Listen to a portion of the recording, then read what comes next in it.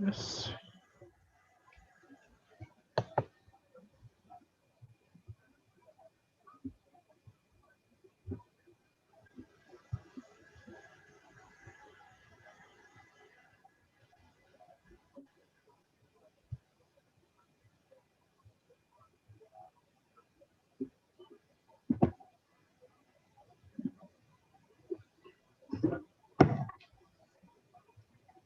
All right, well, we're live. Hope everybody's doing well today. We are going to have a discussion, an introductory discussion about Jay Sakai's very important Settlers, the Mythology of the White Proletariat. We are Solidarity House Cooperative, which is the media cooperative of Solidarity Collective. And we have Derek and Sean with us. I'm Matt. It's good to see everybody.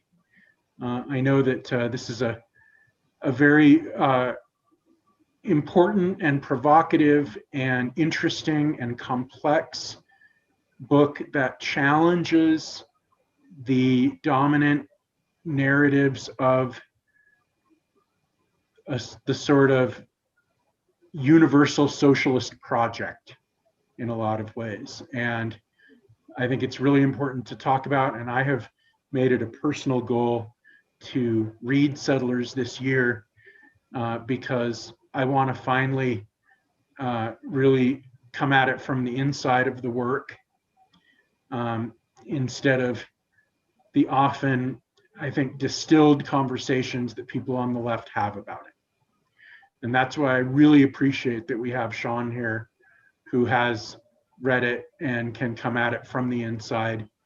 And I've got a couple of questions, and Derek has a couple of questions, but I think first, I would just love to hear from Sean about somewhat of a synopsis of the book and why it's important. Go ahead, Yeah. Sean. I would preface this by saying that I read it like through all the way a while ago. I came at it with like generally agreeing with most of its basic premises and like having background in what it was talking about. But for this presentation, I sort of had to skim through the first half. So with that in mind, this was originally published in 1983 and has sort of become like Matt said, a very important text advancing maybe what we might think of as a Maoist third worldist sort of adjacent perspective, and also kind of a meme in certain corners. I just want to say up front that it's available for free online at readsettlers.org. And in general, I'd say it seeks to provide a historical materialist account of whiteness and the white like working class, as it says up front. As Sakai himself says, it's an account of Babylon itself, a reconnaissance into enemy territory, which is a reconnaissance into me being upfront. I'm white and from a petty bourgeois or working class family, so I think that's important to say. I definitely think you should all check it out and read it since it's free. And to be clear, I think there are some counterproductive readings of it, both positive and negative.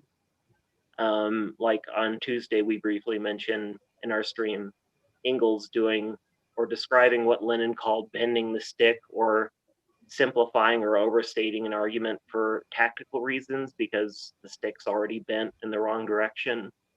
And I think that's maybe the case in some instances here, but in general, I think we or the left or whoever don't take these arguments seriously enough. So enough of my thoughts. As to the text itself, it essentially describes the consolidation of whiteness in America, which is characteristically spelled with a K here, arguing that race is a fundamental category through which class has historically been expressed and like taken shape as a historical process until the present and ongoing. That Black, Indigenous, Latinx, and non-white people in general have been constituted as like internal colonies in relation to white or Anglo-European settlers. And so the crux of this is that white workers, white bourgeoisie, white petty bourgeois people, our standard of living, our lifestyle, our culture generalized has been premised or has been sort of like subsidized by the value created by these internal colonies, that even as workers whose the surplus value we create is exploited, is stolen, we're still subsidized by super profits extracted by the main focus of this book is on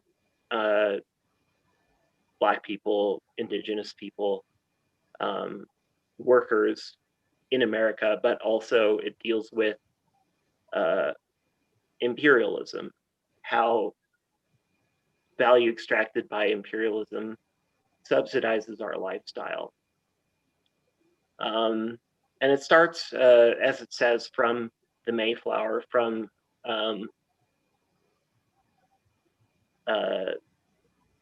the 1800s.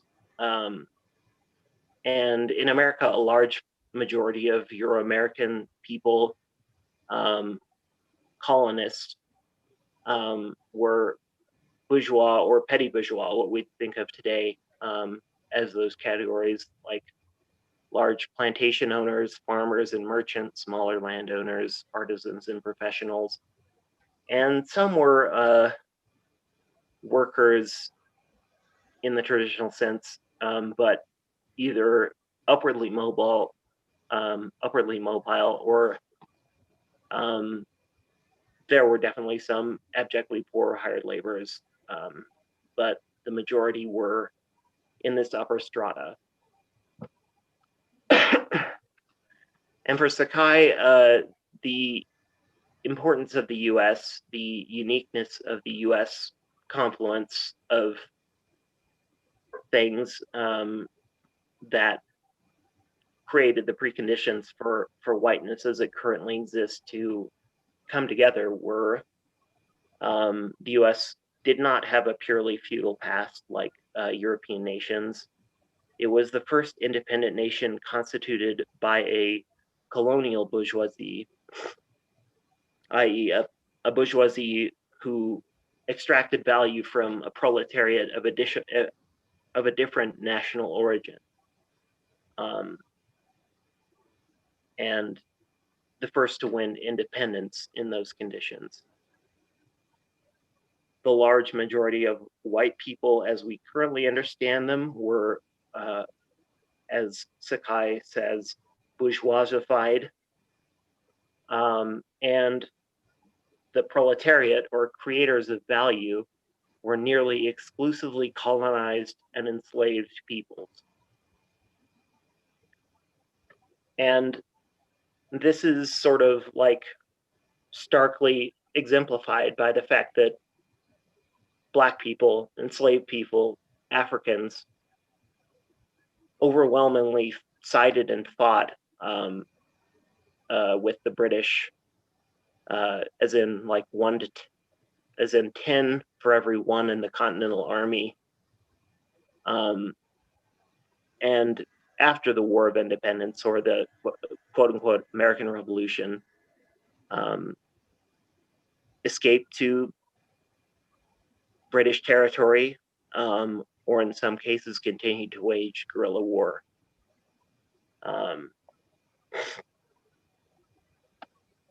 After the War of Independence, there was this obvious contradiction from that fact that slavery imported and concentrated, as Sakai says, a vast enemy army of oppressed right in the sinews of white society. And that was like totally apparent to the white bourgeoisie of the newly independent US, as demonstrated by the Haitian Revolution in 1791 and ongoing numerous rebellions and acts of resistance on the mainland US. For the merchant and industrial bourgeoisie in the North, largely, this meant that a similarly vast army of European immigrants would be needed to colonize and hold and expand US territory. For the Southern planter bourgeoisie, more whites merely meant a smaller share of colonial super profits. And that's obviously a sort of like overly cut and dried distinction. Like, that's to illustrate this contradiction in the very fabric of US society. There were, like, this was expressed in both the North and South in different ways, but that's sort of the way he frames it. And obviously, like, the former did occur, large-scale European immigration is one of the founding, like, is the basis of the founding mythology of the US today. We're a nation of immigrants, and so on. And what was originally a relatively flexible and flat class structure for Euro-Americans, at least, definitely not for people who were enslaved or people who were colonized, had their land stolen. This class structure for whites became more rigid and hierarchical with this process of large-scale immigration. And for Sakai, the white working class ultimately constituted a labor aristocracy in Marxist terms. This doesn't mean it was not subject to poverty and exploitation, but throughout its history, despite outward militancy and popularity of radical ideals and some genuine revolutionary acts in solidarity with the colonized peoples, as a whole, J. Sakai says, was a privileged labor stratum with a largely reformist petty bourgeois consciousness, prone to co-optation by bourgeois political factions willing to grant the, quote, petty privileges derived from the loot of empire. Because of this, Sakai argues that trade union unity, a longstanding slogan of the left and an important one, has historically been, in its concrete manifestations, a ruse, quote, a ruse to divide, confuse, and stall the oppressed until new genocidal attacks could be launched against us. Sakai is Japanese American, by the way, and obviously there is a very real history of oppression of Japanese Americans and Asian Americans in general. Anyway, most of the book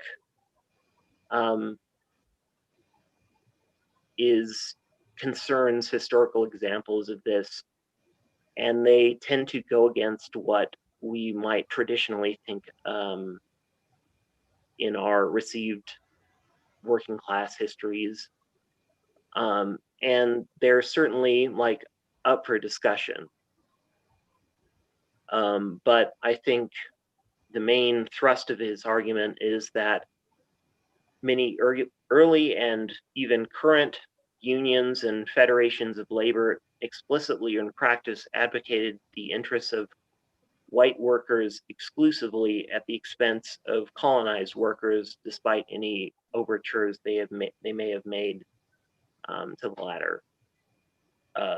So what we would think of as like obviously reactionary, like more for you is less for us, like immigration hurts the white working class. That was a very strong facet of much early labor organizing. Or the police are workers too, even though they like brutalize you and were explicitly created and have their history in slave patrols and so on. So another main focus of the book is how whiteness, quote unquote, the social construct, came to be what we currently think of it as, how that was expanded and consolidated and made more rigid. And obviously that didn't always exist, and definitely not always in the form we think of it today. It took shape through concrete historical processes. And for Sakai, this was the main aspects of this were that Euro-American people in the US were, especially immigrants, were originally divided very sharply along lines of nationality. So Irish, Swedish, German, Eastern European, Hungarian, so on. The upper strata of white workers, or the white proletariat in general, had a distinctly petty bourgeois character and were almost exclusively quote unquote native born Americans. Many of the most exploited or newer immigrants from Europe were still afforded considerably higher wages and better conditions than they did or would have gotten in Europe. This is made especially clear in the case of the Irish, who were subject to an intentional man-made starvation famine in their homeland and worked shitty jobs in the US. Which is not to take away from their struggle in the US, but to say that like there is a difference. And also there wasn't really a class consciousness between these communities of immigrants. They were mostly divided along national lines or ethnic lines with their own like bourgeois leaders who advocated for them or pretended to.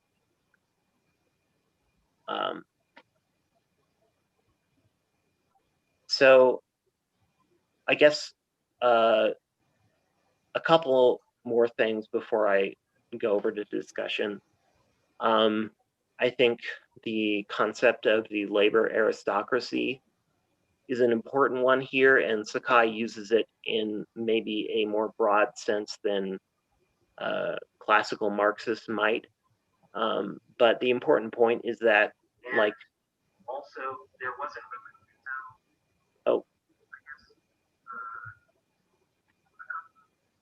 before I go over the discussion. I think someone mute themselves. I'm getting some feedback. Sorry.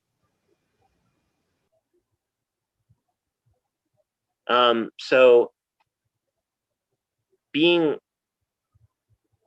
in favor of or wishing for a working class that's united in consciousness of the working class's historical role, the abolition of class itself doesn't make it a reality.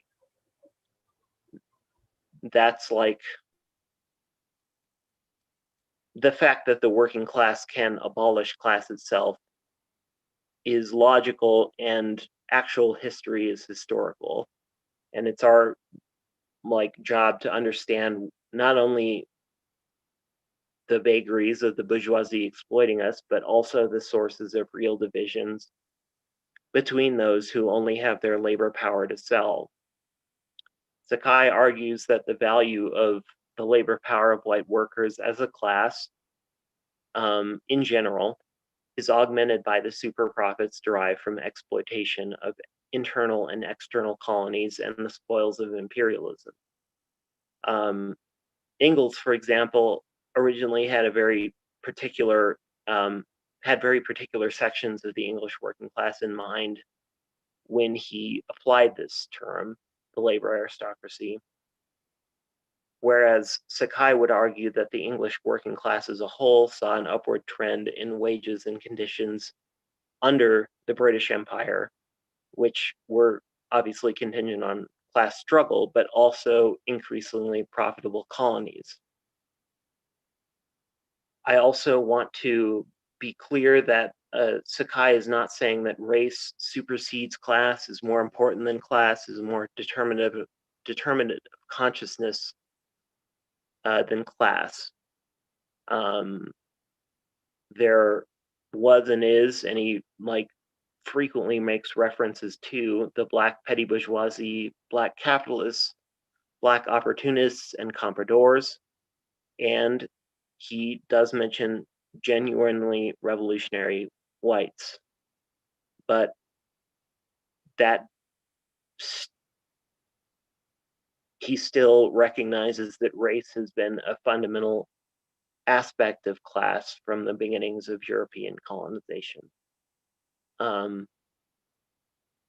I think that's all I have for now. That definitely touches on the major aspects of the book, I think, but we might come back to the second half of it later if there's interest. Anyway, Matt and Derek, you had some questions. Yeah, and I apologize. I think I had the wrong mic on for a lot of the time you were saying that, and so apologies for the feedback and for any other surface noises that might have come up during that really good overview. I think I fixed it now. And I think that probably Derek and I could just take turns asking questions. If Derek had a question initially, then I'd love to. I'd love to start with Derek, and then I've got a couple of questions as well. Okay, sure. I had, maybe this will be good for a first question because I feel like it's maybe kind of superficial, but there might be a lot more to it. I was curious about the significance of how J. Sakai spells America with the letter K. And if I remember right, followed a similar pattern like with the words Africa and maybe Canada. I remember Googling and trying to get a clear understanding because I feel like when you read it, it makes sense. Like, I feel like I kind of internalized the reason, but not really made it clear in a way to explain to other people. And I feel like if I were to attempt that, it would be to like trying to invoke the kind of the spirit of authoritarianism in what a lot of people might not connotatively think as authoritarianism. Am I close, or what do you have to say about that? Yeah, I'm definitely not the person to give a conclusive answer on that. It sort of kind of baffled me as well at first, but I would say that there is a fairly long history of one of my favorite one of the people who really opened my eyes to colonialism is a fairly standard writer on the subject, Amy Césaire. And Jay Sakai echoes this a lot, who Césaire sort of was famous for noting that Hitler, Adolf Hitler, was a quintessential sort of feature of European, like the things Hitler did were endemic and fundamental to European civilization. That the recurring catastrophic man-made famines in India, which killed millions annually, that the Herero and Nama genocide, that King Leopold's Congo,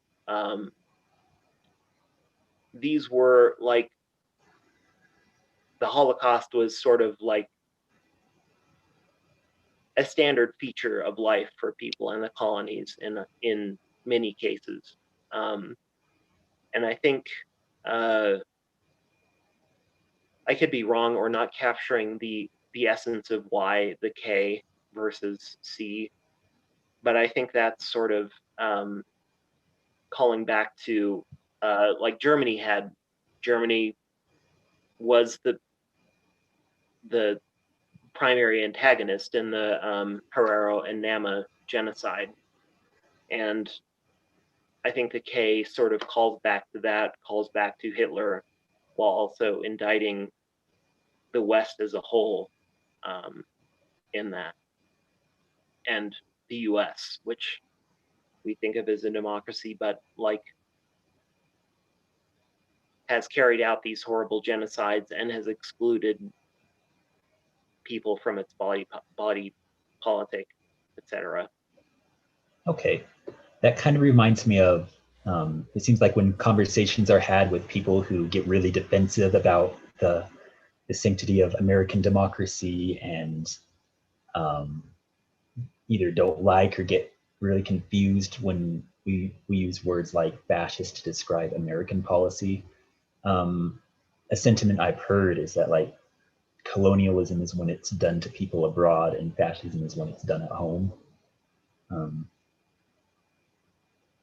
Right. And that might be a way to synthesize that idea with people who are like, well, when I read the definition of fascism, it's what happened in Europe starting in the 1920s and such. So it can't have, anything that happened before that can't have been fascism. You know?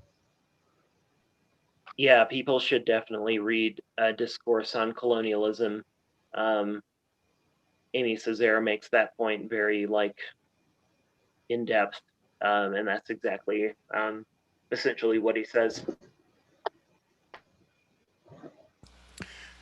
My one question I want to ask is if you could talk a little bit more about why it matters, and that America was never really feudalist in the traditional historical sense. And I think this seems to cohere with people who've said Sakai actually does Marxism really well, and that people, a lot of the detractors of settlers underestimate the proficiency with which Sakai applies Marxist analysis to historical questions.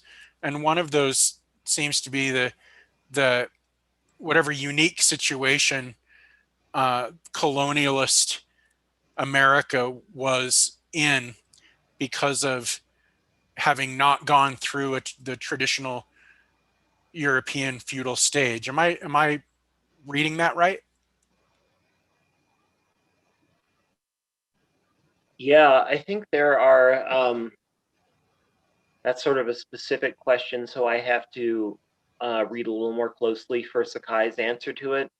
I would say that like the lack of feudal past and sort of like being formed by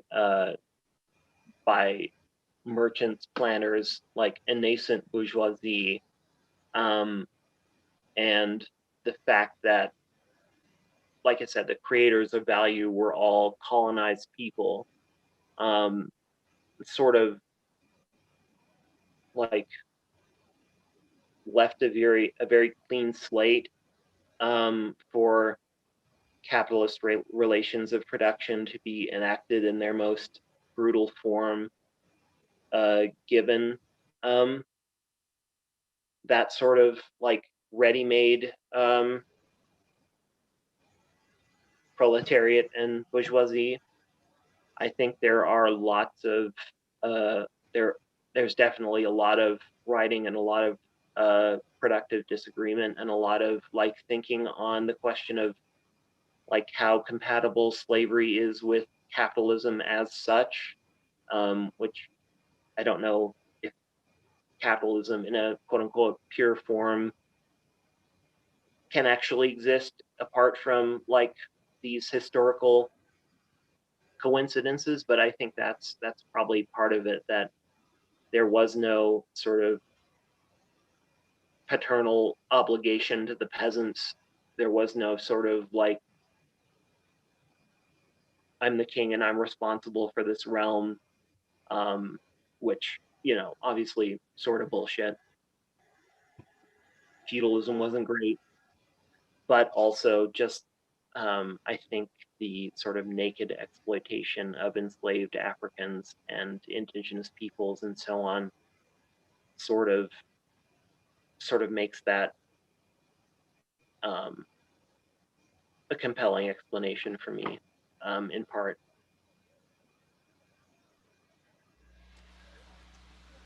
Great, thank you. Did you have another question, Derek?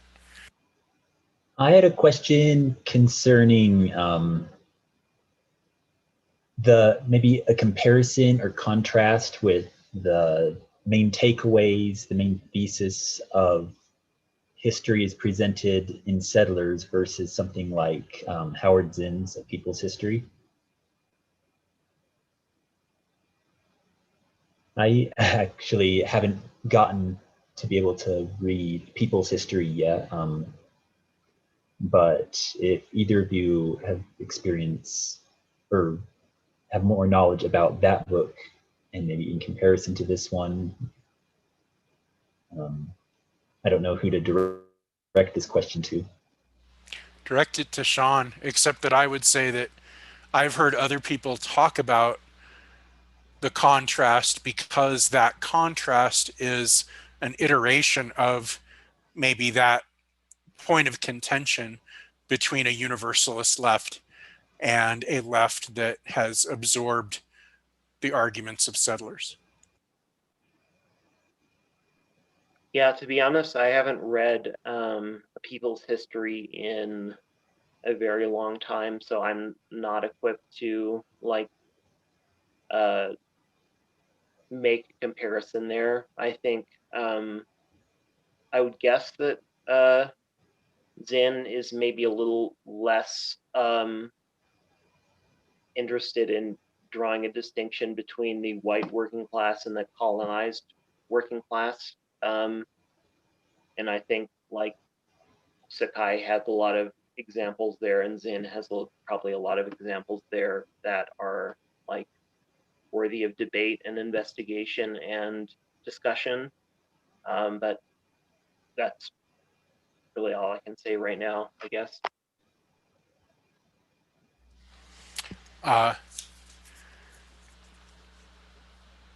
So Sakai points out that the conditions of the working class in England improved due to some combination of the exploitation of the colonies and class struggle in England, and I think that, you know, which means that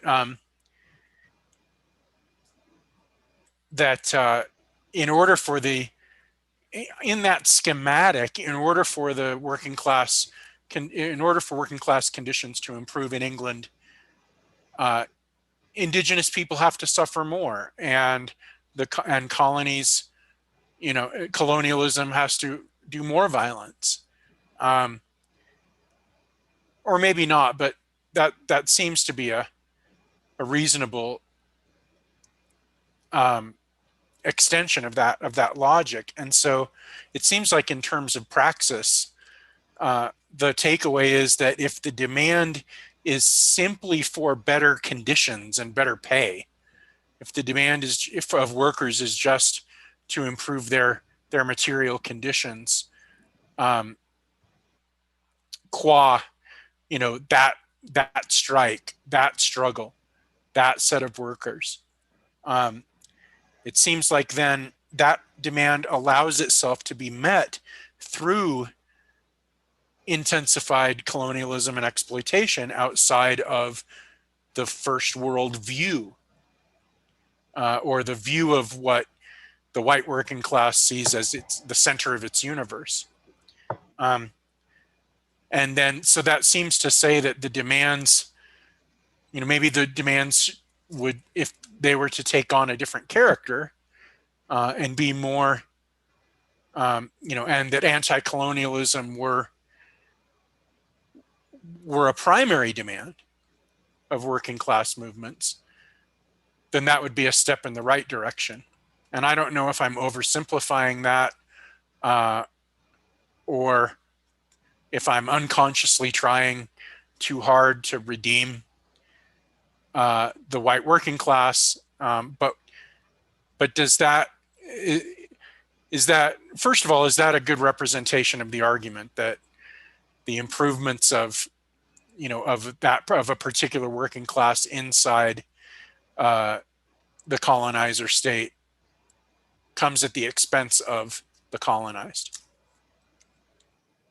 I guess I think that has definitely been that, like, more for you, less for us has, in Sakai's view, been the general position of trade unions in the U.S.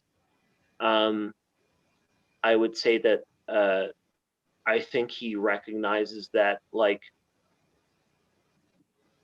both the colonized and colonizer working class have only their labor power to sell, and that their ultimate, like, long-term enemies are the bourgeoisie who exploit them, and that the white working class is afforded a position of relative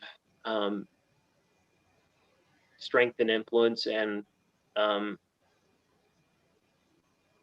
position over the colonized working class. So I think, yeah, he would, I think, like, anti-colonialism, anti-imperialism definitely has to be in mine, I think, and I think probably Sakai's view, has to be one of the primary concerns of any white working class or proletarian movement in general. And I think that stems, like, I think that's fairly simple to grasp if we remember that capitalism is, like, an international system. Like, my phone can't be assembled without the work of hundreds of people around the world, just digging the rare earth minerals and so on, and assembling it and shipping it and so on. And as Marxists, we have to be aware of all of that. We can't just be concerned with the working class in our town or our state or our country. We have to understand the system as a whole and find commonalities and struggle with the international working class. And that also involves recognizing that, as Sakai would say, we've to some extent been bribed. We have short-term, medium-term interests that are different from, as white workers, different from Black workers, different from workers in Nigeria, different from workers in Vietnam or Taiwan, and reconciling with that and making it a cornerstone of our understanding, our theory that informs our practice, I guess. That's maybe a long-winded answer, but yeah.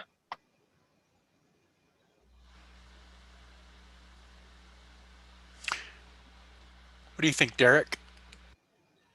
I was thinking about how the framework presented here could be an illustration of how insufficient like social democracies or like Nordic model type states are in actually solving the real problems that humanity faces, with how we see that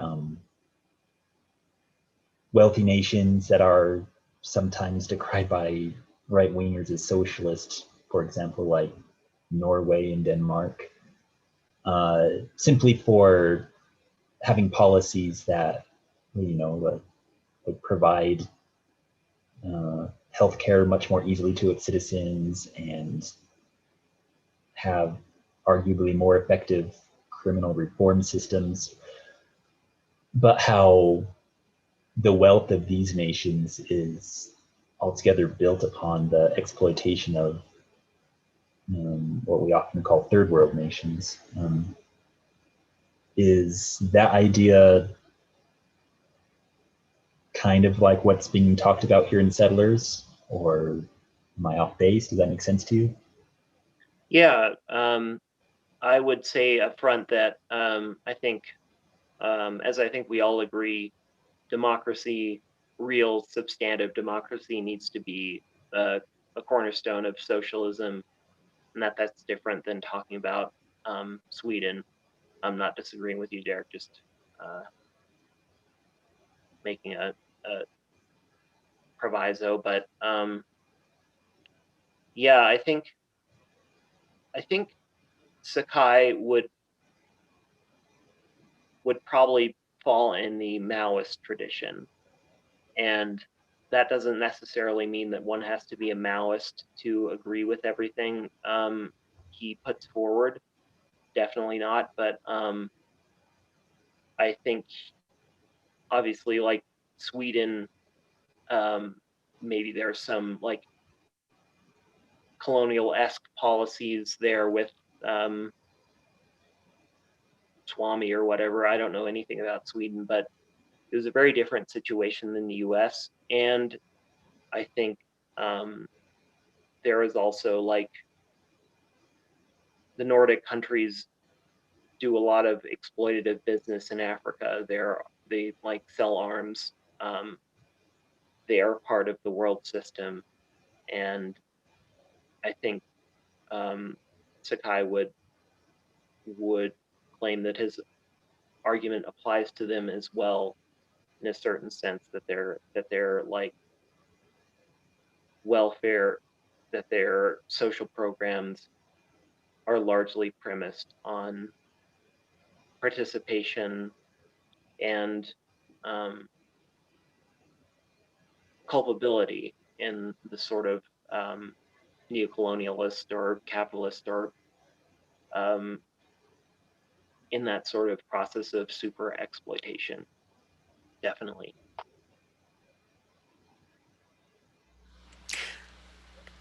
And did you have any other questions or comments to make, Derek?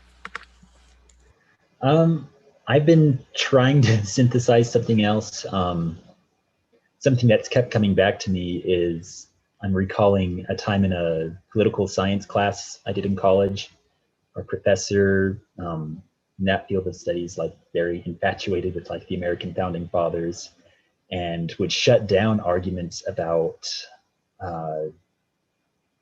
the immorality of the early American colonists being involved with slavery by saying, well, you know, if we didn't make these compromises to keep slavery in the States, then we wouldn't have been able to unite as a separate country, and that would have ended in recolonization by the British. Therefore, slavery was justified. I don't think this was specifically a concept that was explored in what I've read so far in Settlers, but I think it's interesting the kind of mental gymnastics that people make to justify immoral systems. For sure. Yeah, I think that's like, it's, I guess, as a white person, it has in the past been easy for me to be like, oh, well, you know, history's complicated. Things were different at the time. Like, there had to be compromises that like they didn't know anything else or whatever. And I think a lot of that can be addressed by asking what about enslaved people? How did they, what about their histories? What about indigenous people's histories? How did they view things? Did they not like deserve some agency there? And like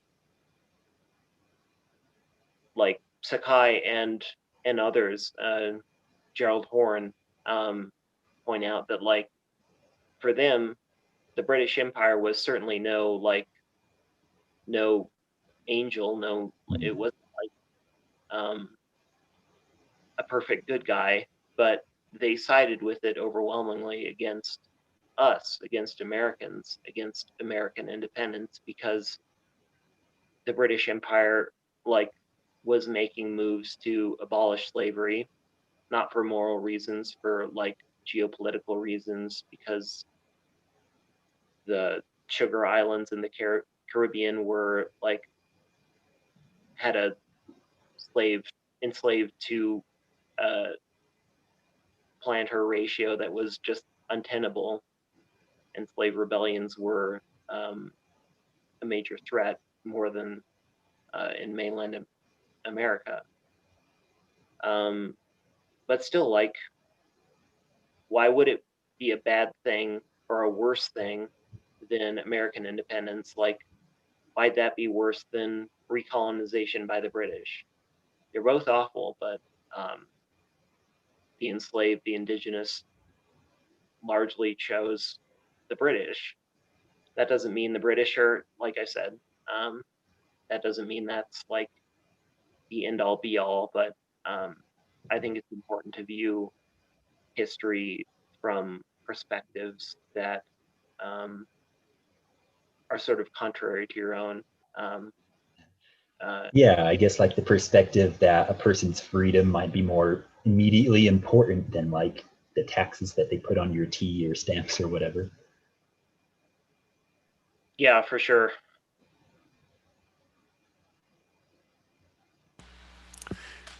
Well, great. I think that it would be a really good idea if we took another dive on this in terms of maybe the second half of the book, as well as if I can actually get around to starting it, because it's going to be a year-long project. But I would love to maybe read the first 100 pages and see if there were additional questions or observations or even references to other texts and other historical anecdotes that maybe we could mix in, because I think this would be definitely worth at least one more discussion. I wanted to tell everybody that tomorrow mornings, so I want to say at 9 a.m.